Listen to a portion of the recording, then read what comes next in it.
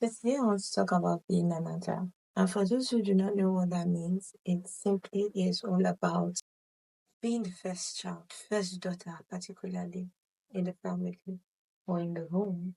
And from my name, you could tell that I am the first daughter, first child actually.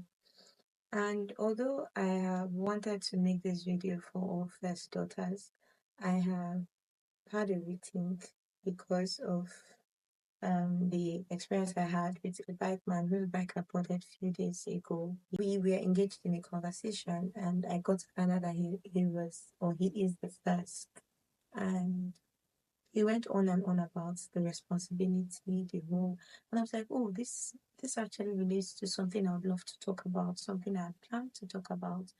And so I decided that this is going to be for like all of the male folks that this video would be, meeting or who'll be finding this video, who come across this video.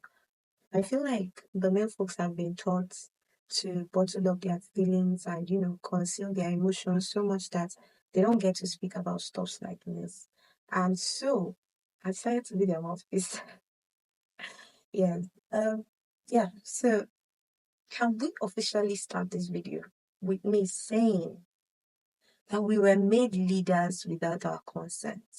But that's beautiful. Although I used to have this whole anger and sentiments against it. Because why on earth am I leading a group of young children following me without me, wanting it? The role of being the first child is one that I have not completely yet figured out. And I feel like it is the same for everybody. I don't know. I just feel. And I'm making this whole conclusion based up on the people I've spoken with over time. And it just feels like we share common experience. It just feels like you never get completely equipped or completely satisfied or completely informed about your role, or it doesn't feel like he's completely figured it out, but it's all good. And I always had my whole sentiment about this because I didn't like the fact that I was made a leader without my own consent. It felt like there was nothing. I had mentioned in my previous video that I had a whole lot of struggles loving myself, and it did feel like I had nothing to offer the world. And getting to realize that I am the first and had my siblings who would look up to me. It was a whole lot of things, a whole lot of peel to take in, and I actually hated it. I have questioned my mom several times and I've asked her, why am I the first? Why me? Why not my siblings? Why not my brother? Why not my sister? And then she was like, that's what God wants. And I'm like, God cannot want to put me through trouble, because I felt it was trouble. I felt like, how on earth would I be made a leader? How would I? Because my mom, I don't know, my parents, they actually had this, their way of always making me understand the assignment. Like, the assignment is not something to joke with. Like, they made it feel like it was a big deal. Don't get me wrong. They did it from a place of love, that, but like they always made me know that, oh, you're not supposed to be doing things in a way that is not to be done, because there are people watching you. And it brought me to that consciousness. It felt like I was living daily on that consciousness that, oh my God, if I don't get this right, there are people that will get it wrong. If I don't do it this way, there are people that will do it the way that I did it and they will fail woefully at it. So it's like I just have that mentality around every single thing I'm doing. And it was not easy for me at all, because it wasn't something I planned for. And I'm somebody that I just love to, okay, I'm ready for this, and then I go for it. But this particular one just hits me like, and it's not something that I wanted, especially because I had issues dealing with myself and all of that. And so I was always scared. Okay, what if I do this thing? What if I do it wrongly? So that was one of the struggles. Like that should be like the major struggles I've had with being the first child. Like, I always have that fear of, oh my God, if I get it wrongly, there is a possibility of these other children getting it wrongly. And it did not just end there. It feels like we have been installed to correct a pattern that has gone on for ages. And it just has to end with us. Because if it does not end with us, the younger people, the ones following us, will take it up. And what that means is that it's still going to keep us in that long chain of, very, very somehow patterns. And it's not something that we want. And should we talk about the responsibility now? The responsibility that comes with being an adult. I feel like there is a pressure that not just the world now puts on us, but the world puts that pressure on us so much that we now become so accustomed with the pressure that we now become our own pressure unknowingly, such that you just realize that without you even knowing, you have set a deadline for your plans. And if it does not go that way, you begin to go crazy. It begins to feel as though you failed. You you become your own pressure without knowing. And all of these things is something that I got to figure out after I left home. Because I got to feel like I got to see how that if I don't get something, it feels like when my plans do not go the way that I feel like it is the most successful way for it to go, I become so disturbed. I'm not disturbed because it is not pleasing me. I'm disturbed because, oh my God, it's not working like this. How then will it work for others? And somehow it also gives us that whole built-in, will I say now, built-in motherhood or fatherhood kind of role, that anywhere we meet somebody, as long as we are older than you, brother, you are our child. And that has actually cost me a lot. Mm. It has cost me relationships. It has cost me myself, my feelings at some point, because I realized that somehow, without me even knowing, I just tend to always want to mother every single person. And you end up getting drained when things do not go your way. I don't know about others, but I'm speaking about myself, right? You end up getting drained when things do not go your way. And it's not because, oh, this thing is just that you just have this desire to carry everybody along. And of course, there is no how you can carry everybody along. So that becomes like a breakdown, brings you to the point where you just break down and, crash. And it always tells on you. Should we now talk about the whole graduate so that you can come and take up responsibilities kind of mindset in the home? Now, even if your family do not give you that mindset, I realize that you just tend to pick it up someday, sometime, because you get to realize that, oh, my parents are getting old, and the next parent here is me, and I just have to take this up. I just have to get this done successfully. I love the fact that we can it kind of give us it kind of puts us in a position where we are always conscious of the fact that we must not fail, and even if we fail, we must not remain a failure or remain in failure. We must stand up, pick up, and keep moving. I love that fact, but I do not appreciate that I have to unconsciously put pressure on myself simply because I feel like that is the best way to, you know, get things done so that others will be satisfied. It's like we are being groomed mentally to not live for ourselves but for others.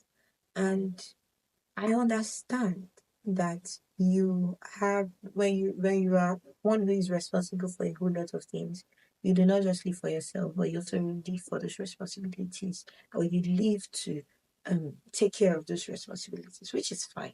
But it just feels like, oh, the reason why you have to do the things you need to do, or the things that you're doing, is to ensure that you um get good at it so much that you satisfy others, you put them in better positions.